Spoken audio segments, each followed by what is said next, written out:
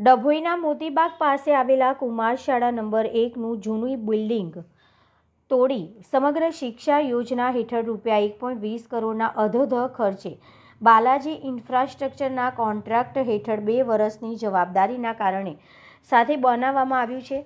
14 જાન્યુઆરી 2026 મકર સંક્રાંતિ બાદ શુભ મુહૂર્તમાં શ્રીફળ વધેરી હારતોડા કરી તેનું લોકાર્પણ કરવામાં આવ્યું હતું। ત્યારે શાળાના નવીન બિલ્ડિંગની પશ્ચિમ દિશાનો ભાગ 2 ઇંચ જેટલો બેસી જઈને આખી બિલ્ડિંગમાં તળિયાથી નળિયા સુધીની મોટી તિરાડ દેખાવા પામી છે। ત્યારે શાળા બિલ્ડિંગ અભ્યાસ માટે પ્રવેશ પહેલાં જ ભૂલકાઓ માટે જોખમી બની જવા પામી છે।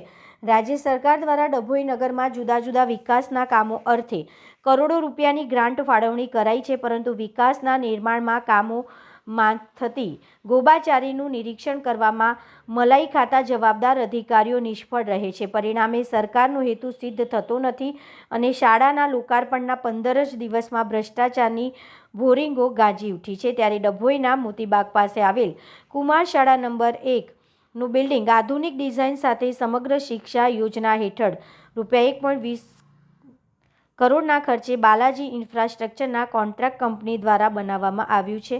બિલ્ડિંગ બન્યા બાદ તેને રંગરોગાન સાથે જ કોન્ટ્રાક્ટર કંપનીને અડધાથી વધુ રકમના બિલની ચૂકવણી પણ કરી દેવાઈ હોવાનું જાણવા મળેલ છે।